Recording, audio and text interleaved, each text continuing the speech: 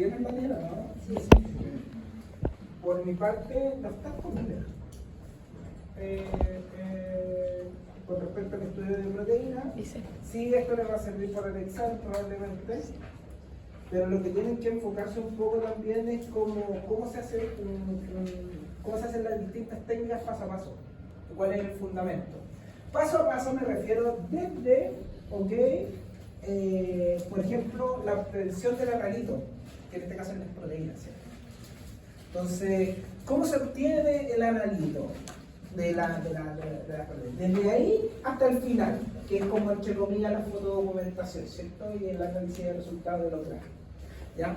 Entonces, vamos a partir con el Western blot, ¿ok? Que está acá, ¿ok? Y voy a hacer un recordatorio muy rápido de lo que es el Western blot. El Western blot parte, ¿cierto?, de un pool, ¿ya?, de una extracción de proteínas totales. ¿Okay? Eso es principalmente lo que ocurre. Estas proteínas totales pueden venir de un tejido, pueden venir de un cultivo celular, pueden venir de un cultivo celular eucarionte, ¿cierto? Celular bacteriano. Ya todo lo que tenga proteína, yo puedo tener eso. ¿Cómo yo obtengo esas proteínas? Principalmente las tengo a través de un buffer de lisis, ¿cierto? El buffer de lisis lo que tiene es principalmente componentes, ¿cierto?, que destruyen la membrana de la célula, ¿cierto?, la membrana nuclear, ¿cierto?, y trata de conservar a las proteínas.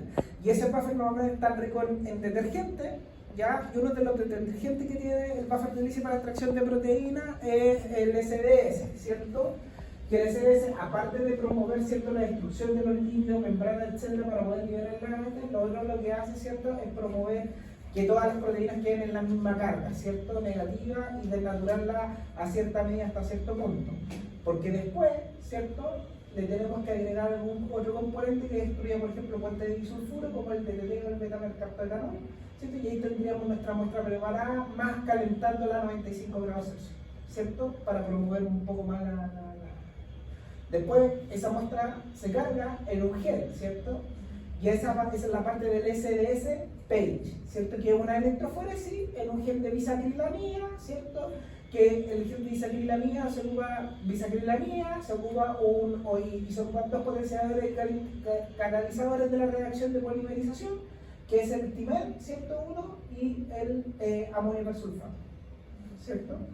Posteriormente, que gelifica, ya cargo la muestra en el gel concentrador, ¿cierto? Y abajo recuerden que hay un gel separador. El gel concentrador es para que todas las muestras empiecen a tener lo mismo, por así decirlo, que es como la parte de arriba de los bolsillos, ya donde uno carga la muestra, y después el separador es donde se va a separar la muestra, ¿cierto?, que puede estar a distintos porcentajes dependiendo la resolutividad que yo quiera hacer. Si quiero ver proteínas muy chiquititas, en tamaño de peso molecular, tengo que tener peso más concentrado, ¿cierto?, un gel más concentrado. Y si quiero ver proteínas más grandes, el gel tiene que estar menos concentrado en términos de acrilamida y bisacrilamida, ¿cierto? Normalmente, el gel concentrador, que es la peineta, normalmente se hace al 4%, ya siempre, como estándar.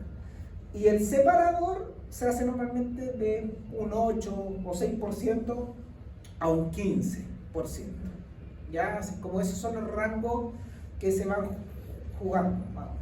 Se somete a un campo electromagnético en un buffer, ¿cierto?, que tiene las sales controladas y todo eso, se corre, ¿cierto?, se termina de correr las proteínas, se tiñen con algún, se pueden teñir con algún, para poder ver si se corrió bien las proteínas, ¿cierto?, si hay proteínas en la muestra, con alguna tinción de tipo como así, se transfiere, esa es la parte del blotting, ¿cierto?, la transferencia, ya que es la segunda parte del Western blot, que se hace, ¿cierto?, a través de sándwich, esto ya ustedes lo saben, las proteínas migran hacia positivo en una membrana de PBDF, ¿cierto?, que anteriormente fue activada con etanol, o sea, con metanol, ¿cierto?, que se abren los poros, ¿cierto?, para que puedan echar, ¿cierto?, las proteínas, ¿ok?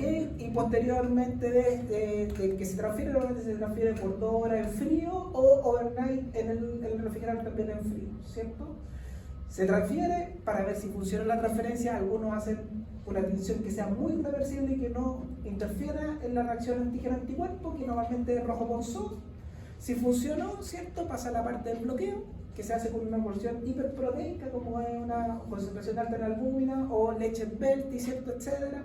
No puedo ocupar leche ni PBS si voy a estudiar proteína fosforilada porque me va a interferir en la detección, es como hoy, un interferente, ¿ok?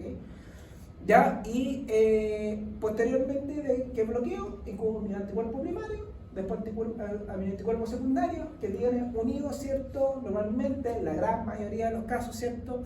Y lo que se hace más es quimioluminiscencia, entonces tiene a una molécula de HRP, ¿cierto? Que es la proteína picante del rábano, y que después de que termina la incubación con el secundario, ¿cierto? Yo la pongo en un equipo especial, o si la hago manual en una placa radiográfica en un cuarto oscuro con una lámpara roja y toda la cuestión, ¿ok? Y le coloco, para que pueda emitir luz, ya porque el sustrato del HRP, le coloco peróxido de hidrógeno, ya, que principalmente es como el combustible, por así decirlo, ya, y el luminol, que es al final el que va a dar la luz, ¿ok? Entonces el HRP en presencia de peróxido de hidrógeno y el luminol va a emitir luz y se van a ver las bandas y yo las puedo detectar con el fotodocumentador que detecta luminiscencia o quimioluminiscencia, ¿ya? O sea, luminiscencia en realidad, porque la reacción se llama quimioluminiscencia y el producto es la luz, o sea, luminiscencia, ¿ok? Y después de eso tengo mis banditas en distintas exposiciones, elijo la mejor que tenga que ser y voy creando estas distintas figuras. ¿Ok? Yo voy a jugar con distintos tipos de anticuerpos en una misma ventana, solamente tengo que preocuparme de que tengan distinto tamaño molecular, ¿cierto? Y si tienen el mismo tamaño molecular, ojalá que sean de distintas especies. Ya que sean de distintas especies, es así como yo lo pongo el secundario. ¿Okay? O sea, si una pesa 55 kilodalton, por ejemplo, estos dos, Becklin y P62. Becklin, ya en la que tenemos en el laboratorio, ya está hecho en conejo, entonces ocupa un anti-rabbit para poder detectarla. Y el P62 está hecho en ratón, entonces ocupo un secundario anti-ratón para poder detectarla. Entonces también lo mismo, pero puedo diferenciarla. ¿Ok? Ahora, si yo quiero ser más purista, puedo hacer 2 o 3 membranas más, correr 2 o 3 G, dalo. ¿Ya? Eso principalmente. Y se obtienen estas imágenes, ya que esto de aquí está recortado, obviamente está maquillado para el paper y todo, pero lo que uno obtiene es un cuadradito así con estas mismas bandas y después uno corta, ¿ok? ¿Ya? Y puede ir editándolas de cierta manera, no tocando los resultados, obviamente. Por ejemplo, si yo modifico el contraste o el brillo de la tiene que ser parejo a todo, o sea, yo no puedo aumentar solamente esta banda, no, tiene que ser a todo, ¿ok? Ya, porque si aumento solamente esta banda ya es chucar la imagen, ya eso no se hace, ¿ok? Hay científicos chilenos que son famosos por eso. Exacto. Entonces, y que va a encontrar ahí. Entonces, siempre una figura de Westerblot va a estar anatómicamente identificada así. Puede ser a la izquierda o a la derecha, pero siempre tiene que tener estos elementos. ¿Okay? Uno, donde me diga el peso molecular en kilodalton. Ya es requisito fundamental de la mayoría de las revistas científicas que se tengan que identificar por el peso molecular dentro de lo que está. ¿Okay? Segundo, en algún lado, normalmente acá al lado, van a estar los anticuerpos que yo ocupé para detectar la proteína de interés. Por ahí dice Pacer, no dice anti-Pacer porque dice. O sea, ahí está Pacer, ¿okay? Pero se entiende que yo ocupé una proteína o un anticuerpo anti-Pacer para poder detectarlo, ¿cierto? Y normalmente acá arriba están las condiciones, ya que pueden ser distintas dependiendo de la figura, y que ustedes, ¿okay? Cuando tienen una figura así y ven, no es que tengan que adivinar qué significa cada una de esas cosas, tengan que tener un conocimiento profundo en química. Normalmente uno lo que hace es poner un texto, poner un pie de la figura por este, describiendo todo lo que hay que les sirva a ustedes, ¿okay? Para poder interpretarlo. Lo importante es entrar en el proceso de reflexión. Entonces, por ejemplo, NT es no tratado, ya que si hubiese un pie de figura, nosotros lo tendríamos. MSS es un medio cultivo que es bajo en nutrientes, que cuando está bajo en nutrientes lo que promueve es la deprivación de nutrientes. ¿Okay? O sea, no tengo comida, por así decirlo. Y el no tener comida, ¿okay? El no tener comida lo que hace a la célula, o lo hace nosotros, ya en un periodo largo de tiempo, no es que haciendo esto algún intermitente vaya a comer esta cosa, sino el no tener comida, lo que yo hago es principalmente estimular un proceso que se llama autofagia, ¿ok? Que como dice su nombre, nos comemos a nosotros mismos. Rapamicina, que fue descubierta, es un antibiótico que fue descubierto en Rapa Nui, ya, que re poco le sirve a las bacterias, no mata casi nadie, pero nos ayuda a promover la autofagia. Ese es como su gran logro, ¿ok? Rapamicina. TNF, ustedes saben que es una molécula, una interleuquina, una máster interleuquina proinflamatoria, ¿cierto? HTNF significa que es humana, viene del humano, ¿ok? Y aquí, aparte tengo un entre paréntesis que dice 2H, 4H, que significa que fueron estimuladas por 2 horas o 4 horas las células con TNF. O sea, tenemos 2 puntos para poder comparar el TNF, ¿ya? Entonces, yo tenía mi pocillito, ¿cierto?, de célula, ¿ya? Y las traté con estas distintas drogas, y obviamente mi control era no tratado, ¿cierto? Incubé lo que tenía que incubar según lo que me dicen mis protocolos de las drogas, ¿cierto? Y puse 2 horas y 4 horas también en TNF. Pasando ese tiempo, ¿cierto? Colecté las células, ¿cierto? Las tripsinicé o lo que sea, las puse en un tubito de Eppendorf, las centrifugué, les saqué el medio y después les puse el buffer de Lysis para poder extraerle proteínas totales y hice todo el proceso de almacén hasta llegar acá. Entonces lo primero que hice fue revelar contra Pacer. Entonces yo lo que hice fue poner un anticuerpo anti-Pacer, ¿cierto? Y un secundario que... Entonces aquí el NT apenas se ve la banda, ¿cierto? ¿Ya? Con MSS se nota un poquito más y está como media... Y después en rapamicina aumenta un poco más, en TNF aumenta un poco más 2 horas y en 4 horas aumenta groseramente, ¿cierto? Ya, bien, vamos bien acá. Becklin lo mismo, ¿ya? No me voy a centrar mucho en los resultados, voy a hacerlo con Pacer nomás, ¿ok? Para que ustedes tengan... En un examen, ¿ya? No le van a poner 5, 6, 7 proteínas, ¿ok? Para analizar, porque es muy poco el tiempo para poder analizar, ¿ok? Pero sí tienen que pensar en cómo se hizo el experimento, eso es uno, paso a paso cómo hacerlo, ¿ok?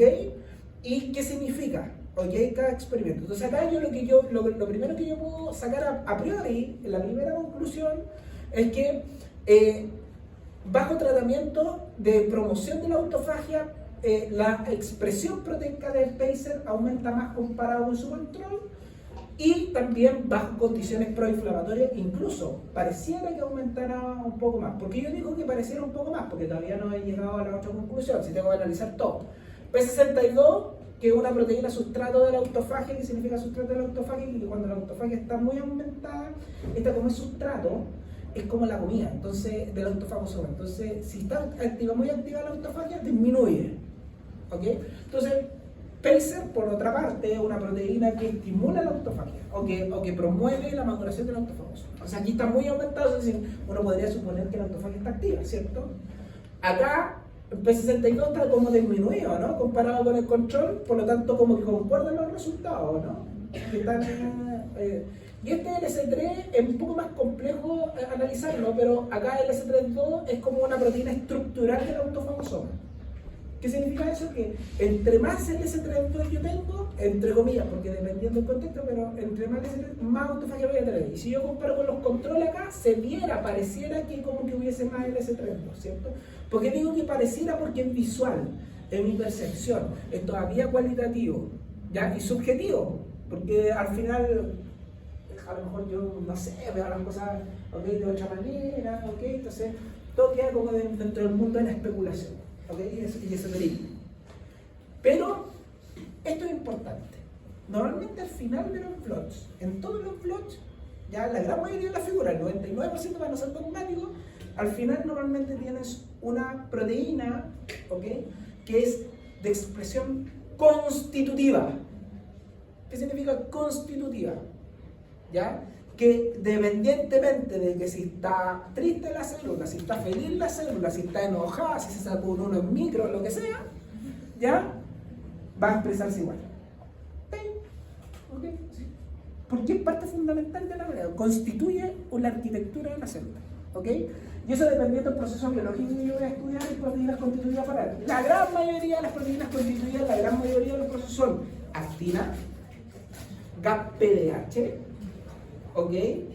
HCP90 es otra de las proteínas constitutivas, tubulina también es otra de las proteínas constitutivas, ¿ok?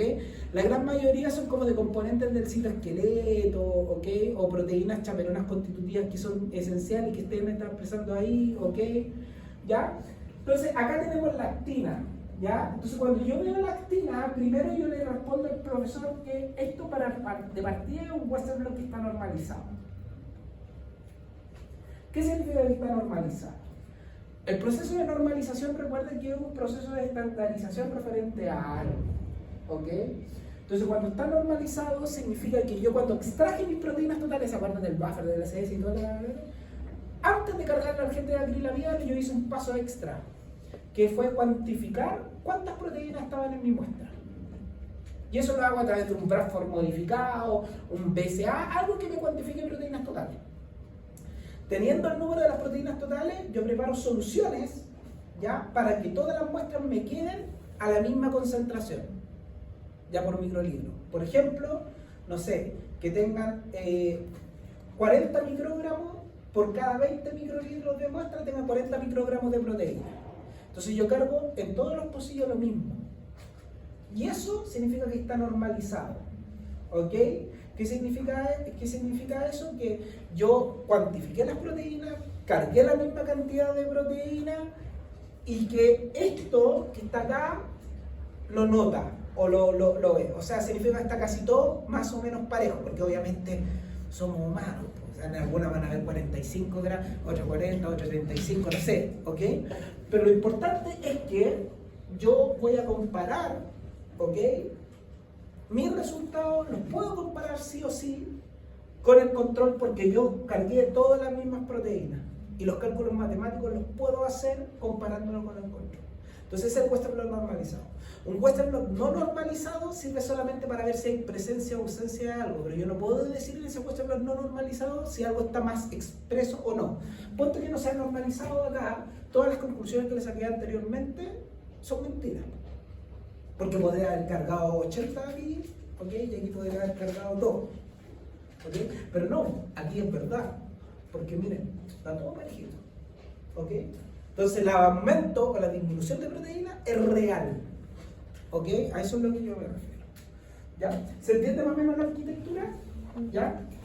Una vez que yo tengo la figura, ¿ok? Y la armo así todo el tema, yo, ¿ok? Obviamente yo siempre les digo, hay más, hay menos.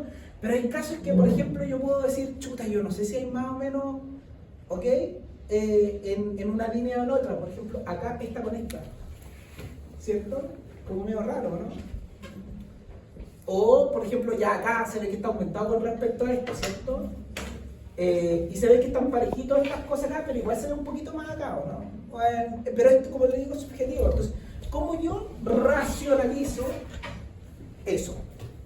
Hay un método, ¿ok? Hay programas, esto al final es una imagen, o una foto, ¿ok? Y las fotos están compuestas por, las imágenes digitales por píxeles, ¿ok? Entonces, lo que yo hago, antiguamente cuando tenía las placas radiográficas, uno las escaneaba y las digitalizaba. Ahora es como los colegas de radio, ¿cierto? Que antes tenían que tomar las plaquitas, tenían que digitalizarlas para pasar. O antes solamente tenían y ponían una cuestión con luz, ¿cierto? Me identifico de las películas de noche, no, ahora todo es digital. ¿Ok? Una imagen digital está compuesta por píxeles. Entonces, yo no cuantifico proteínas directamente, o sea, no me va a dar una unidad de medida real, por así decirlo. No me va a dar microgramos por microlitro. Lo que yo voy a cuantificar lo que está acá en estos gráficos, ¿ya? Lo que yo voy a cuantificar son píxeles normalizados por los píxeles de la actina, ¿ok? Por lo tanto, no es una medida real cuantitativa la que yo voy a hacer, sino es una medida de cuantificación arbitraria, y eso normalmente se llama unidades arbitrarias o unidades internacionales arbitrarias, ¿ok? Que es una unidad irreal, ¿ok? Es como si fueran los pitagóricos, ¿cierto? En la antigua Grecia le gustaban los números reales y cuando se dieron cuenta de que existían números, ¿cierto?, que estaban en lo imaginario, ¿cierto?, en lo real, y después el cero le empezó a dar un problema, se estresaron y lo omitieron, de hecho. De hecho, eso fue una parte de la extinción de la escuela pitagórica en la historia. Aquí lo mismo pasa. ¿Ok? Acá existen números que son imaginarios y reales, que son las unidades y las unidades arbitrarias. ¿Ya? Y normalmente se abrevian como UA, ¿ok? O U solamente. ¿Ya? También puede ser como UI en algunos casos, ya como unidad internacional. ¿Ya?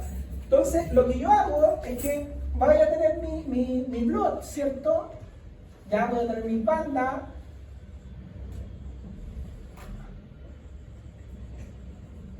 Voy a tener mi banda acá, ¿ok? Entonces yo voy a tener mi imagen digital y en un programa, hay más programas, pero el que más usamos es el ImageJ porque es gratis, los científicos tenemos poca plata.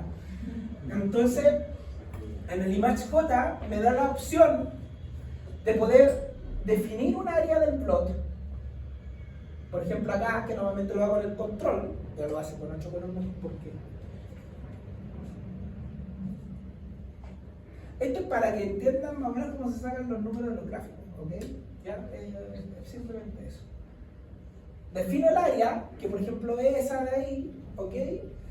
Y lo que hago es que el software repite en la misma área, el mismo tamaño. Acá no, evidentemente lo estoy haciendo mal, entonces no va a ser lo mismo. Pero repite el mismo tamaño en todos los pocillos. Y yo le digo, ¿ok? O sea, tienen el mismo diámetro, por decir, el mismo. Después yo aprieto un botón y me salen unos gráficos así.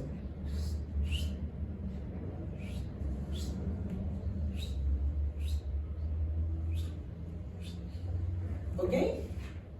Que esto de acá significa en qué área de la imagen hay más píxeles concentrados de color negro, que no sean blancos, por así decirlo. Porque las imágenes se cuantifican en blanco y negro, o en escala de gris en realidad, en blanco y negro. ¿Ya? Entonces yo vengo, selecciono una línea, digo, de aquí, ¿ok? Parte mi muestra real, porque es parejito, ¿ok? Y el software calcula el área de eso, ¿ok? Y me da el número de píxeles. 6, por ejemplo. 6,0. Después cuantifica esto de acá y da por ejemplo, 18.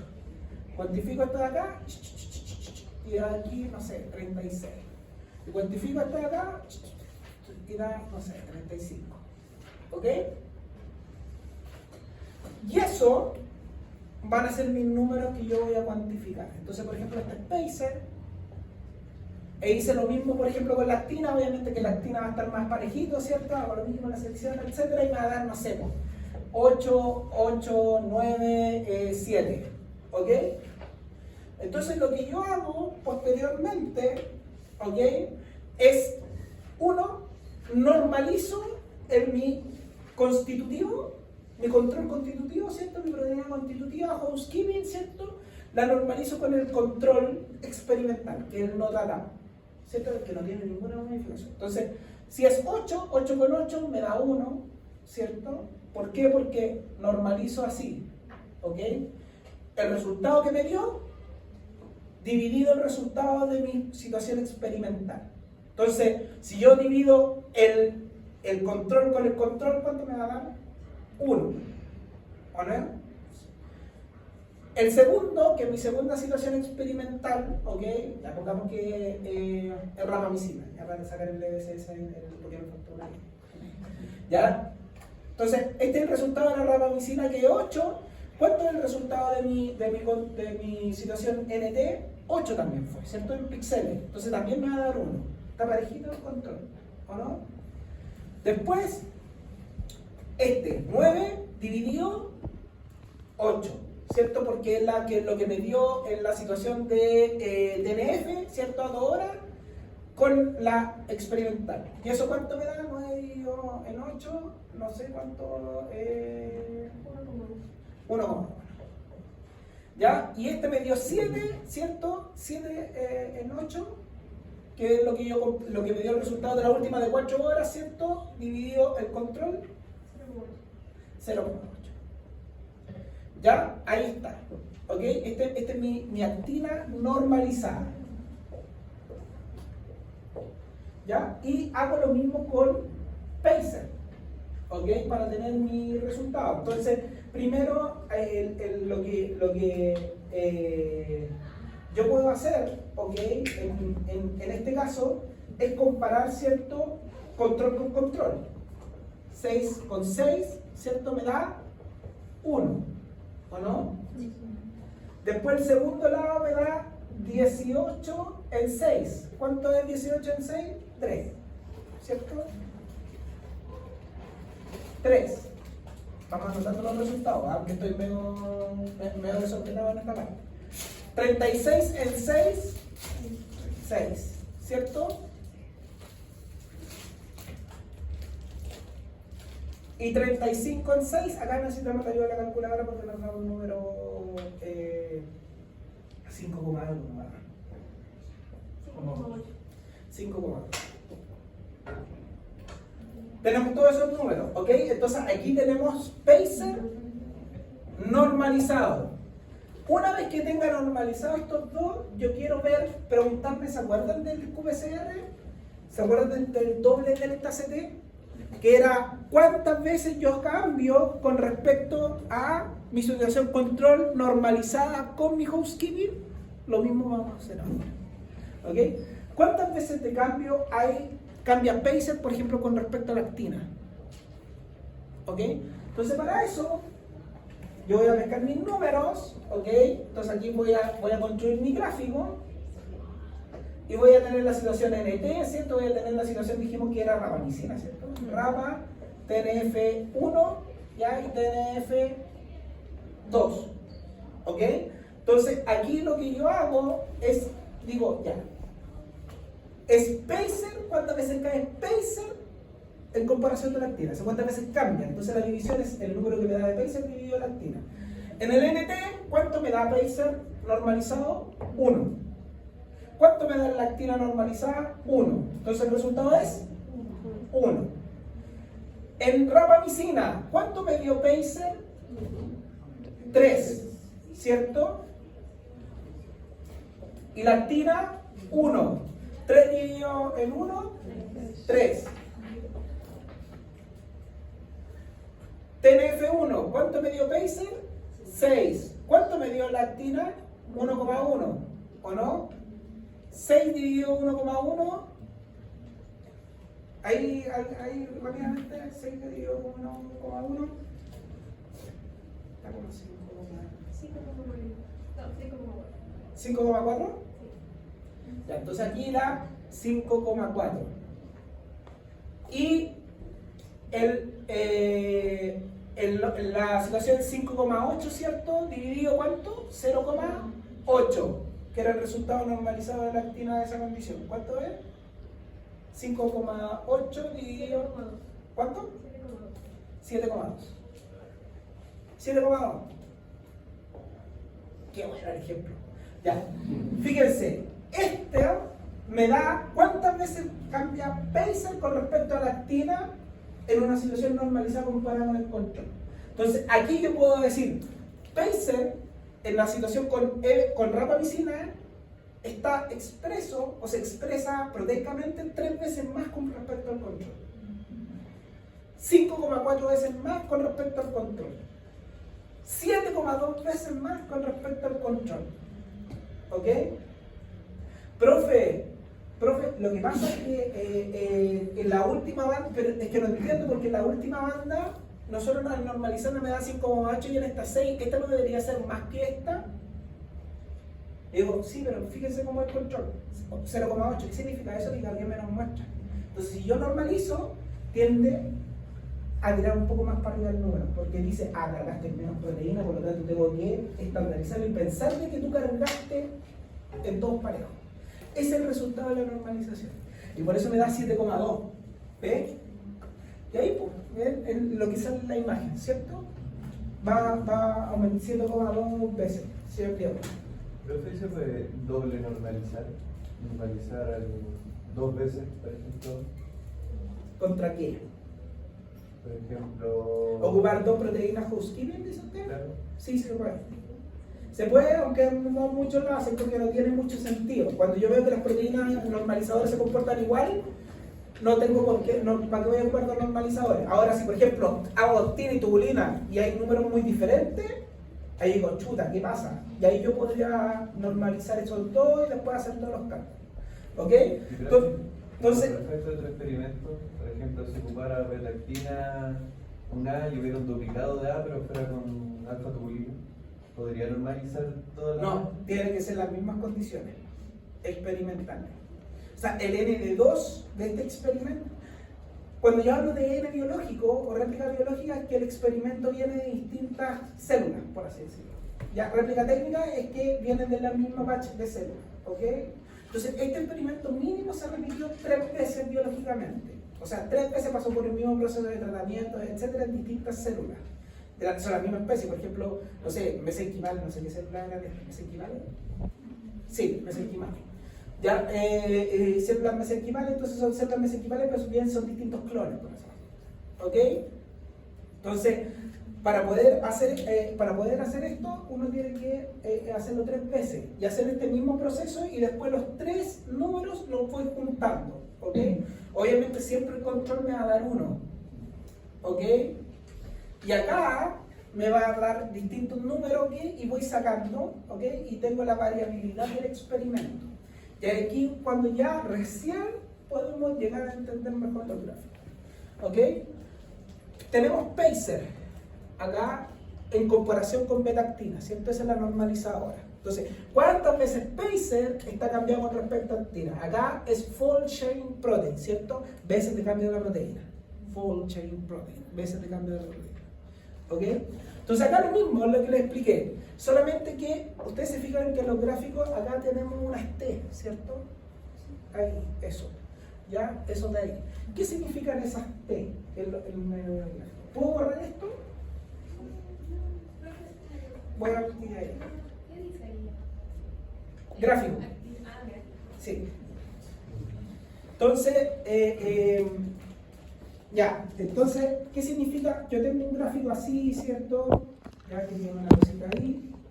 Tengo un gráfico acá, que va a tener una acá, ¿cierto? Y voy a tener un gráfico acá, que tiene, ok, una cosita acá. Ya, por ejemplo, ¿qué significa esa T? De partida, esto es un maquillaje, ¿ya? Porque realmente en mi programa que es el GraphPad, ¿ok? La posición correcta de este es que es tanto para arriba como para abajo, ¿ok? Tienen la misma distancia. Entonces están así. Una T para arriba y para abajo, solamente que yo lo presenté porque se ve más bonito, ¿ok? Para arriba, porque todos asumimos lo que conocemos en los gráficos, ¿ok? Que se repite también para abajo, ¿ok? ¿Qué significa esa T, ¿ok? Que marca esto, o está ahí mayúscula de no sé qué, ¿ok? Ya, esto puede significar 2 cosas, y solamente lo voy a saber con el gráfico o sea, con el pie de figura, ¿ok? O con los métodos. Se puede significar desviación estándar, ¿ok? O se puede significar barra de error, o error bar, ¿ya? Ambos pareciera que miden lo mismo, pero es distinto. La desviación estándar mide cuán dispersos están mis datos, obviamente, dentro de un parámetro que es la media o el promedio de los números de mis situaciones experimentales, ¿ok? Y el error bar mide el error, ¿ok? ¿Cuánto error puede haber implícito en mis mediciones? ¿Ya? Normalmente a mí me gusta más graficar el error que la dispersión de datos, pero eso también depende mucho de qué tipo de experimento. Por ejemplo, con ratones es mejor graficar desviación estándar, porque como están con animales vivos en realidad, o sea, con modelos animales complejos, ¿ya? Porque las células también están vivas, y con modelos celulares normalmente yo el gráfico error bar porque es mucho más controlado, entonces lo que me interesa es ver el error y no la dispersión, ¿ok? Eso es el principal. ¿Por qué esto es importante? Porque al aparecer esto, significa que se hizo estudio estadístico, 1. 2, que se hizo un mínimo de 3 réplicas biológicas, que aparece con esto. y que yo a través de esta dispersión puedo recién sacar análisis estadísticos dependiendo del análisis estadístico que yo quiero hacer. Que no me voy a meter en los análisis estadísticos, ¿ok? Pero una vez que yo tengo esto, yo puedo compararlo y aparecen dentro de la figura, ¿ok? Estas llavecitas, que estas llavecitas marcan, por ejemplo, que yo estoy comparando este con este, por ejemplo, ¿ok? Estadísticamente, ¿ya? Y las estrellitas que aparecen acá, o los asteriscos, es el nivel de significancia, ¿ok? Que van normalmente abajo en el pie de figura descrito, ya porque depende del experimento, pero normalmente una estrellita significa que el P es inferior a 0,5, ¿ya? El p-value, ¿qué significa eso? Que el 99,5% de mis resultados son reales. Ya 2 estrellitas significa que el p-value, ¿cierto?, es inferior a 0,05. Significa que el 99,95% de mis resultados son verdaderos. 3 estrellitas de significancia significa que el p-value es menor a 0, ¿ya? 0,01, ¿ok? Que significa que los resultados son, perdón, es 0,01. 0,05, ¿ya? Significa que mis resultados son el 99, ¿ok? 99% verdadero, y las 4 estrellitas que los científicos las pusieron para que no, ¿ok?, por el 100%, ¿ok? El p-value es inferior a 0,001. O sea, significa que mis resultados son el 99,999% verdadero. ¿Ok? Cualquiera de estos, el resultado es bueno porque es significante. Cuando yo lo pongo significante, pongo la cifra NS, no significativo. ¿Ok? ¿Ya? Entonces, acá, por ejemplo, primero yo determino de que mis resultados son un N de 3 porque tenemos desviación estándar o error bar. ¿Ok? Depende de lo que me diga el pie de página. Segundo es que, por ejemplo, cuando yo comparo LCS con el no tratado, me da 3 estrellitas. O sea que el resultado es el de la expresión de Bayes comparado con el control, es significativo, ¿cierto?, en un 99,99% de verdad. Después, la rapamicina, cuando comparo con el control, acá también, ¿cierto?, me da 2 estrellitas de significado. Después, acá, 2 estrellitas también con la significancia en la siguiente condición, y en la otra también. Ahora, usted me dice, profe, qué raro, ¿no será que entre mayor expresión, ¿cierto?, debería tener más estrellitas, porque está normalizado y todo el tema, ¿o no? Es lo que se dice, ¿por qué el LSS tiene más estrellitas si es como el que aumentaba un poquito lo que nosotros veíamos en la cuestión ahí en el representativo? Y eso tiene que ver mucho con los resultados que me dan en los distintos N. Porque claro, yo les mostré de uno acá, ¿cierto? Pero en el segundo N me pueden dar distintos números y que se me van, entre comillas, dispersando, haciendo dispersión de los datos, y esas T van aumentando, ¿no?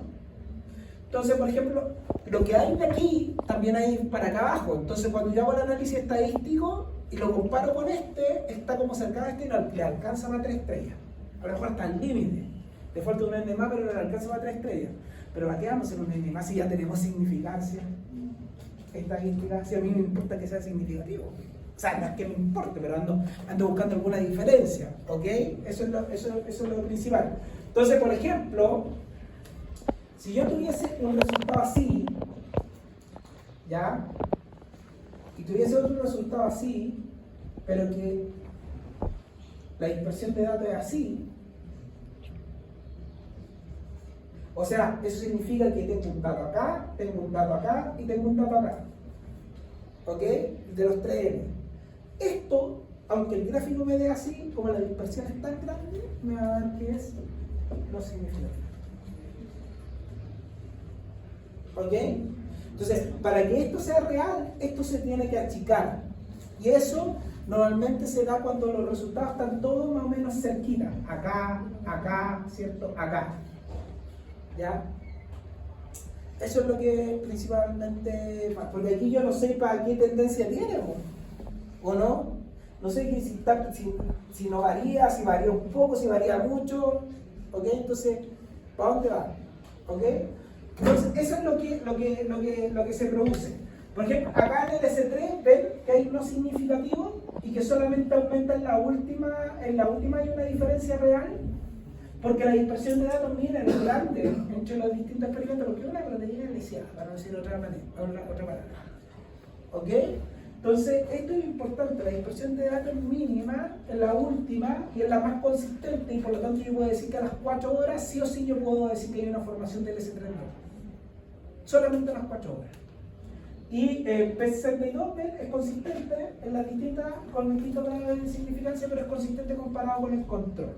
O sea que se va degradando otra vez de que se estimula la autofagia, que es lo que les dije antes. Entonces, antes de la apreciación especulativa, ¿cierto? Reflexionada y filosófica con respecto a eso, se hace real con las matemáticas. Y pasa todo este proceso. ¿Ok? ¿Se entiende? Ya. Ojo, esto, lo que les estoy diciendo, es para principalmente el examen y para sus presentaciones de seminario. Todos los gráficos que ustedes tengan que tienen full chain, la unidad arbitraria, se compara Pacer con algo, o pirulasa con algo, ¿cierto? De actina, etcétera, tanto ¿cierto? En el QPCR, etcétera, lo que sea, se tiene que interpretar así. De eso vale la normalización. La normalización impide la comparación objetiva de resultados frente a algo que no cambia, constitutivo. ¿Ya? Eso es principalmente lo que ocurre. ¿Ya? Este es un poco más simple, ¿ok? Aquí tenemos, miren, acá tenemos un KPDH, ¿cierto? Miren la carga, está, pero... ¿cierto? Más la carga de ahí, ¿ok? ¿Ya? Pero igual sirvió porque se hizo un tren independiente y toda la cuestión, etcétera, se acepta, se mandan las figuras de los trenes, etcétera, y al final da un resultado real, ¿ok? Acá de nuevo, el peso molecular, los anticuerpos, ¿cierto? Que están medidos. De aquí las condiciones. El SI es el Small Interference RNA. También hay otro que se llama SH, ¿ok? Short Hamping RNA. ¿Ya? Son todos métodos de RNA interferentes que bajan la expresión de genes interfiriendo, degradando al mensajero, ¿ok? A través de distintas vías moleculares, y por lo tanto, si yo degrado al mensajero, voy a tener menos proteína. Esa es como la primicia. Entonces, aquí está el control, que no le pega nada, por así decirlo. ¿Ya? Y aquí está el pacer, o sea, que le pega a pacer al gen que codifica a pacer, ¿cierto? Y por lo tanto va a tener menos proteína pacer. Si funciona esto, debería estar disminuido. Aquí hay como una mancha media minúscula y aquí no se ve casi nada. ¿Ok? Acá está el housekeeping. ¿Ok? Y obviamente aquí están los cálculos de 3 Ns independientes. ¿Ok? ¿Cierto? Comparamos con su control que es el KPDH y vemos que hay una disminución que salió significativa en este caso. ¿Ya? Imagínense esto. Normalizo con esto a 1 y esto va a dar más, ¿cierto? Ponte que le dé como 3, tanto, porque hay caleta carga comparado con este. Ya no tuvo muy buena la cuantificación de proteína acá. Entonces, si acá está disminuido y esto yo cargué más proteína, debería estar aún más, ¿cierto? Porque es una subestimación de esa bombita que está ahí. Entonces, por eso sale que está muy disminuida acá. Ya que disminuye ahí, no sé cuánto, pero son 3. Entonces, igual hay que ver más o menos la otra figura, el número, etc. Lo importante es que está ahí, ¿ok? Y que funcionó el knockdown. Recuerden que knockdown, bajo gene. Knockout, saco el gene. Ganancia en función o sobreexpresión, sobreexpreso el gene. O sea, lo aumento. Ya a través de una transfección o una transducción, ¿ok? O cualquier otro método que yo pueda insertar genes adentro, ¿ok? A través de un promotor fuerte constitutivo que exprese todo el rato. Esa es la premisa. El método de la inmunoprecipitación, ojo, también tienen que estudiarse. ¿Ya? ¿Cómo se hace? ¿ya? Y termina con un question, recuerda. ¿Ya? Eso termina con un question. Acá, estos gráficos de inmunoprecipitación ya hay. Y P normalmente es la inmunoprecipitación, o sea, es el precipitado, lo que tengo después de la absorción y la ilusión. El lisado, o input, también en algunas figuras lo toman, ya es el extracto de proteínas totales, antes de inmunoprecipitar. ¿Ya? Y que me sirve como control de que si hay proteína o no hay proteína. ¿Ok? Entonces, lo que yo hago, principalmente en el lisado, lo tomo antes, ¿ok? Y incluso lo puedo separar la muestra, tomo esa muestra total y también la puedo cuantificar las proteínas y normalizarla, ¿ok? Porque se hace un puesto de ese lisado. No pasa por el proceso de inmunoprecipitación. Si quiero ver proteínas totales. ¿Ya? La otra mitad de la muestra pasa por la inmunoprecipitación. ¿Ok? Entonces aquí tenemos el lisado, ¿ok? Que es el input, la muestra total, ¿ok? Aquí nuevamente, acá está distinto, ¿ven? Acá tenemos como el gráfico de la... Aquí tenemos como las condiciones, la inmunoprecipitación, el lisado, por así decirlo, o qué es, de dónde viene la muestra. Aquí tengo los anticuerpos que se ocuparon para la detección. Acá tengo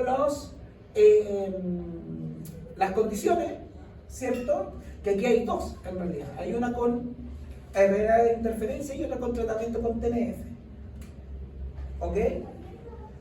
Y en algunos casos acá, por ejemplo, están marcados los kilodaltos, ¿cierto? También en ese caso. ¿Ya? Entonces, ¿qué es lo que ocurre? Ya primero entendemos esta figura, ¿ok?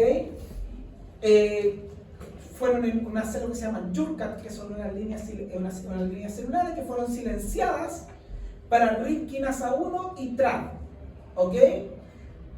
Como está indicado acá. O sea, los siRNA que se ocuparon fue un nonsense, que es un control, ¿ok? Contra RIP1, o sea, que le pega al gen que codifica la proteína RIP1, y contra TRAB, que le pega al gen que codifica la proteína TRAB, ¿ok? ¿Ya? Y las células fueron estimuladas con esta droga, 100 nanogramos por ml de TNF, por 10 minutos, ¿ya? Y se lisaron, y el lisado fue preparado para inmunoprecipitación, y el cual se bajó, que se inmunoprecipitó, el receptor de TNF1, TNFR1, que es TNF receptor 1, ¿ok? Esto obviamente en un experimento, en un examen va a estar todo escrito, así como ¿qué significa TNFR1? Es el receptor de TNF. ¿Ok? ¿Qué significa TNF? Todo eso va a estar para que ustedes puedan entender el contexto del experimento. ¿Ok? Entonces, y obviamente fueron separados, se hizo Western blot posteriormente a esto. Entonces, acá lo que hicimos, o sea, lo que se hizo, ¿ok? Fue que vamos a entender las cosas. Teníamos 1, 2, 3, 4, 5, 6 pocillos. ¿Ya? En una placa de 6 pocillos, sembramos las células Jurkat, ¿ok? A una le pusimos un nonsense, que es el control, ¿cierto? En ausencia de TNF y en presencia de TNF. Menos y más el que se trató o no trató con TNF. A otros dos pocillos se les trató con el siRNA que le pegaba a RIP1, ¿cierto? Uno sin TNF y otro con TNF. ¿Ok? Y después a otro que se le puso lo que siRNA con TRAB, ¿cierto? Y otro también, sin TNF con TNF. ¿Ok?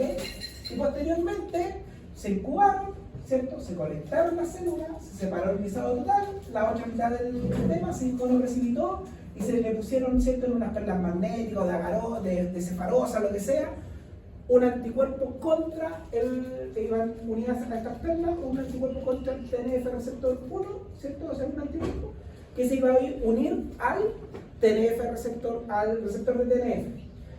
Y iba a inmunoprecipitar y atraer todo lo que estuviera unido al receptor de TNF. La inmunoprecipitación por eso sirve para poder estudiar cómo están compuestos los complejos, poder estudiar interacciones. ¿Ok? Inmunoprecipité, hice todo el proceso que sale en la inmunoprecipitación, que no se lo voy a repetir porque está ahí descrito la imagen en la clase para que lo vayan anotando, ¿ok? ¿Qué me dio el lisado? El extracto total.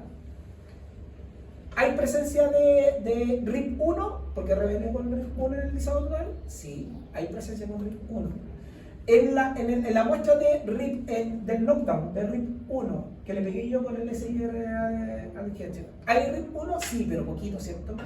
Comparado con el control.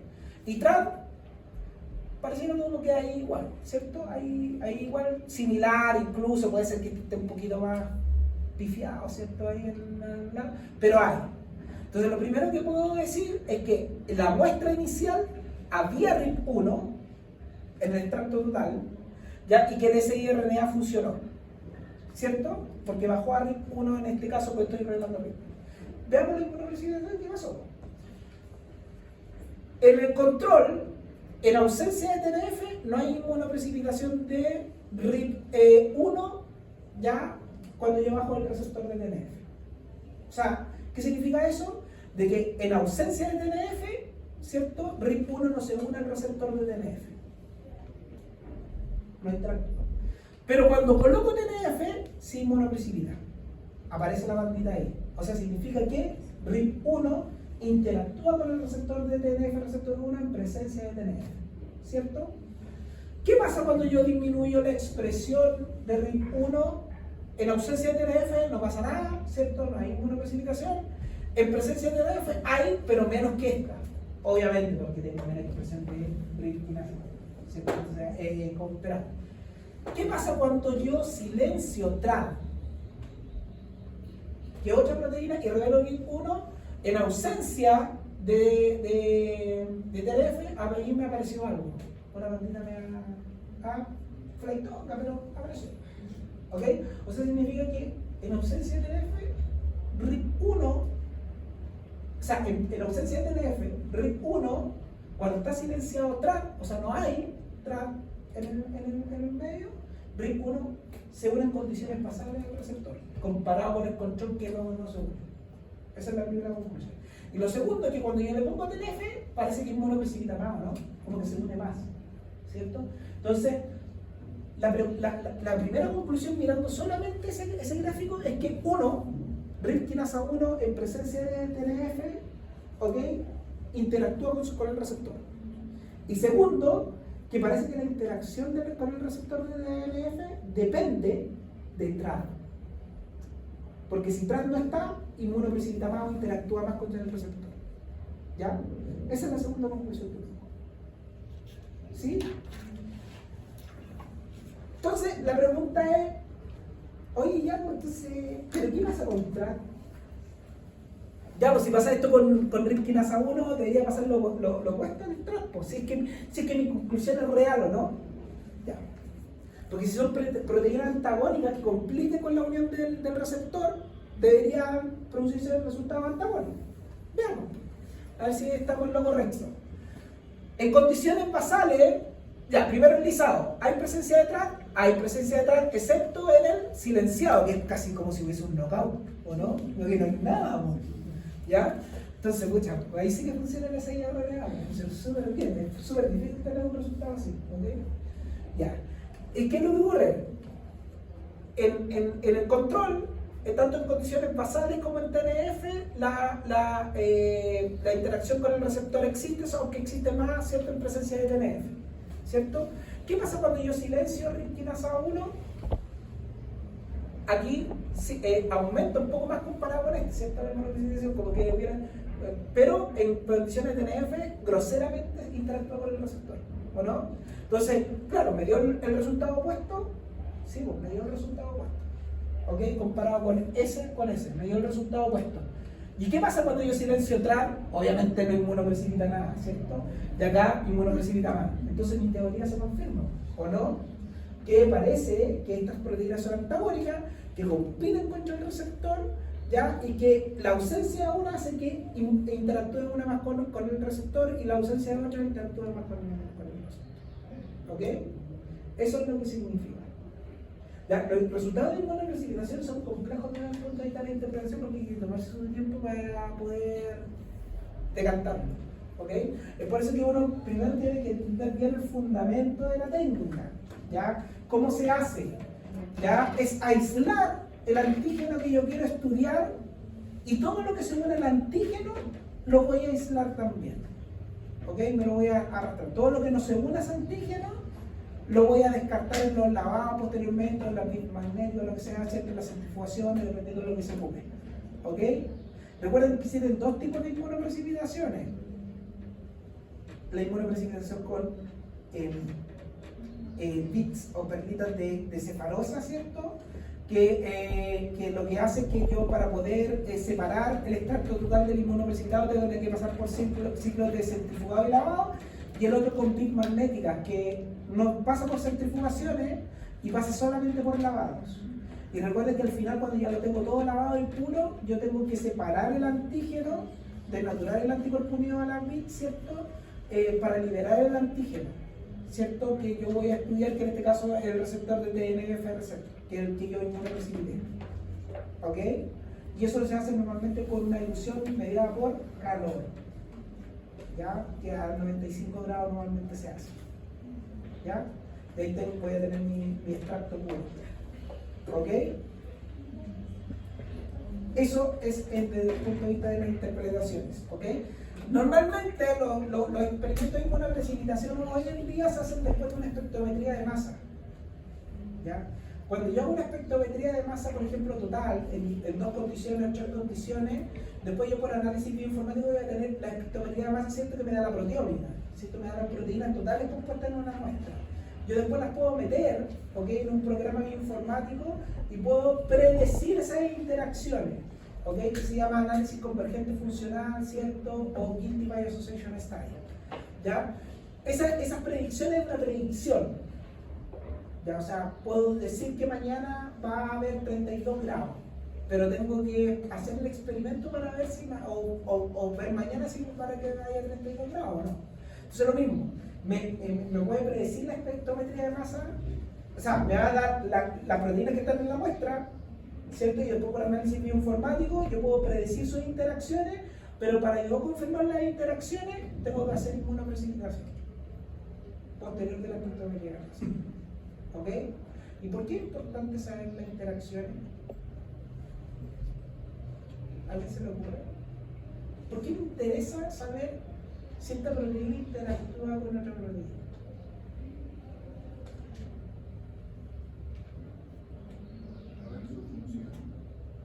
Para poder dilucidar o tratar de predecir su función. ¿Por qué? Porque aquí se cumple el dicho de la abuelita. ¿Ok? Dime con quién andas y te diré con quién eres. ¿Ok? Y no hay nada más cierto. Yo les dije, normalmente, lo primero que yo les dije fue en hematología. Las células cancerígenas en la médula se juntan entre ellas y forman estos clusters, ¿cierto? Les gusta juntarse entre ellos. Lo mismo les pasa a los seres humanos. ¿Por qué está distribuido así el curso? Porque normalmente, en algunos casos, en otros no, pero en la gran mayoría de los casos podríamos decir que las personas con que se juntan o están, o se juntan para ustedes para estudiar, en las salas de la biblioteca y todo el tema que ahí están dando, es porque, ¿cierto? Yo tengo cierta afinidad con esa persona y me comporto o de manera similar o tenemos intereses en comunes. Lo mismo le pasa a las proteínas, ¿ok? Las proteínas se juntan entre ellas cuando tienen intereses en común y tienen funciones similares. Entonces, si esto interactúa, ¿cierto?, con el receptor de TNF, significa que está involucrado o está involucrado en la vía proinflamatoria o de sobrevivencia o muerte celular, cualquiera de los dos. Y ahí tengo que hacer otro experimento para poder desenmascarar más, como si yo dijera, hoy la paz se junta con el toma, ¿cierto?, y el valdebenito, por lo tanto, le debe gustar, no sé, le gustaron involucrar, no sé, a lo mejor le gusta un poco la música del estilo, ¿cierto?, los chistes funables, o no sé qué cuestión. Entonces, para eso, ¿cierto?, voy a tener que hacer un experimento para someterte a ti, ¿cierto?, y ver más o menos cuál es tu rol, ¿okay?, o tu personalidad, ¿cierto?, tu función dentro del curso. Lo mismo hacemos en ciencia. Entonces, si después yo digo, oye, a lo mejor está involucrada en muerte celular, ya, porque aquí tenemos muerte celular, miramos muerte celular. Sobreexpresemos y bajemos la proteína. ¿Ok? Entonces, sobreexpreso RIP1 y bajo RIP1. ¿Cómo yo puedo saber la función de una proteína? A través de su interacción, a través de su sobreexpresión y a través de su baja de función. Haciendo esas tres cosas, gatillándola obviamente con el evento que yo quiero estudiar, yo puedo definir más o menos su función. Esa es como la regla de la ciencia en general. ¿Okay? Pero nosotros descubrimos PACER, hipotizamos, interactuaba con Becklin-1. Y Becklin era conocido por ser una proteína de la autofagia. Entonces dijimos, en ese tiempo no se llamaba PACER, se llamaba C13-18. Ya era una proteína hipotética, así como simbólica. No sabía cómo funcionaba. Entonces, cuando nosotros descubrimos que interactuaba por análisis bioinformático, vimos que interactuaba con Becklin-1, hicimos todos los experimentos, nosotros empezamos, la bajamos, etc. Y vimos cómo se comportaba la autofagia, cómo la autofagia se comportaba. Y ahí descubrimos que era un enhancer, era un promotor de la maduración de la autofagia. Y posteriormente, nosotros vimos que estaba disminuido en pacientes que presentaban post-mortem, muestras post-mortem de pacientes con esclerosis lateral amiotrófica. ¿Cierto? Y ahí dijimos, oye, ¿qué pasa si bajamos la función de la célula? ¿Qué pasa con los agregados de ELA? Aumentamos, se correlacionaba con la fisiopatología de ELA. Después lo vimos en ratones, entonces estaba todo redondito. Y ahí descubrimos más o menos su función. ¿Okay? Así como nosotros se va a hacer. Ahora, eso descubrir se demora mucho años.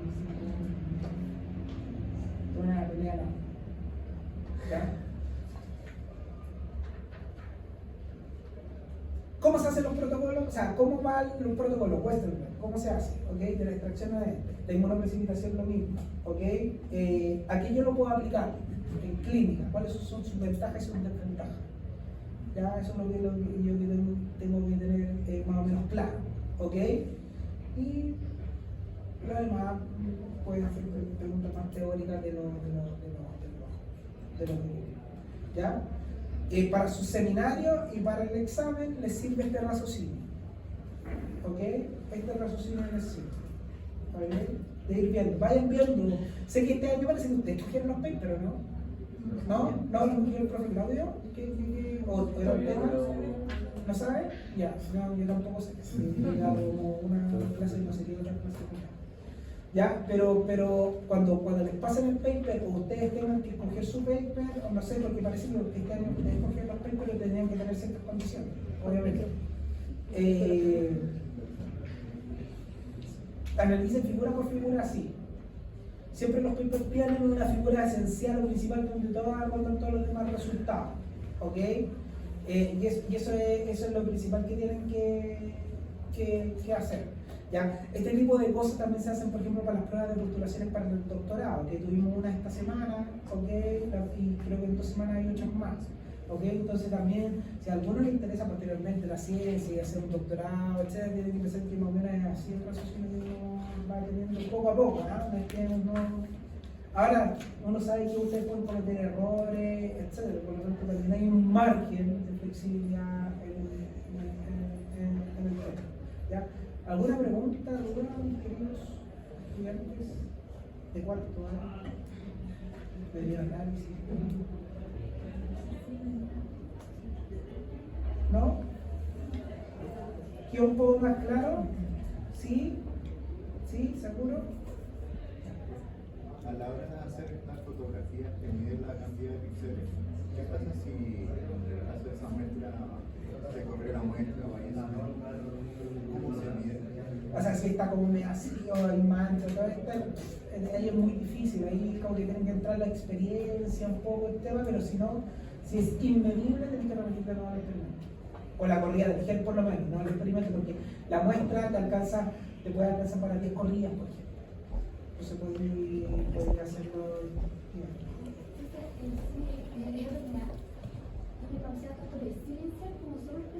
No, solamente silenciar. Ya, esas son técnicas de silenciamiento, lo que son RNA interferentes de silenciamiento porque interfieren contra la RNA mensajero. La sobreexpresión, yo tengo 2 maneras de sobreexpresar.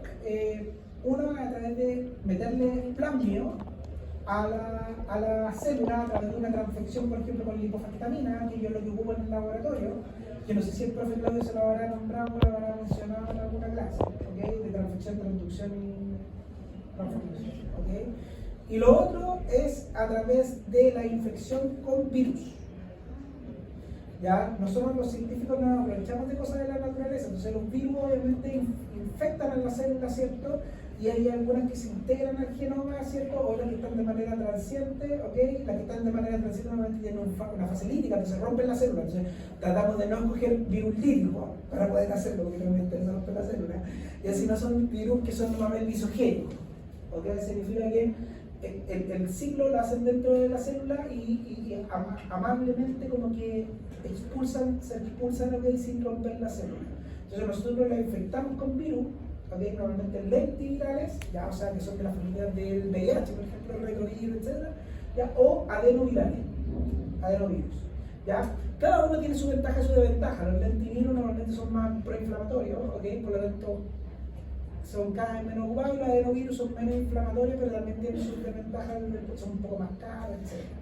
Entonces, lo que yo hago, infecto y normalmente el virus adentro, los virus son ¿qué son? Trozos de DNA, ¿ok? Con proteína, ¿ya? Y algunos tienen virus.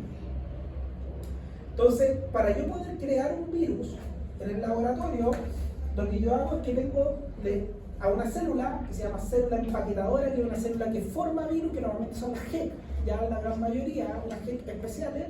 Le transfecto un plasmio que va a codificar para las proteínas de la cápside del virus y otro plasmio que va a contener el gen que yo quiero sobreexpresar.